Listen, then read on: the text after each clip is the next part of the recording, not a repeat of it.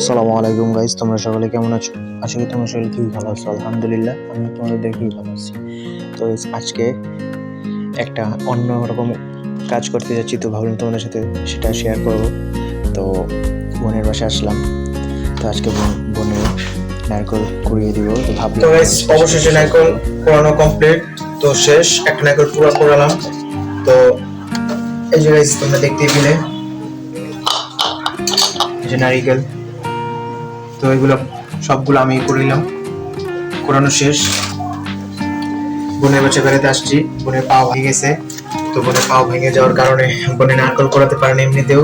তো ভাবলাম আজকে নারকেল কুড়িয়ে দিব, তোর বোনে ভাপা পিঠা খাবে, তো তাই আর কি নারকেল কুড়িয়ে দিলাম আমি নিজের হাতে।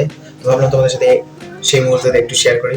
তো কেমন লাগলো আমার এই নারকেল করানোটা অবশ্যই কিন্তু কমেন্ট করে দিবা।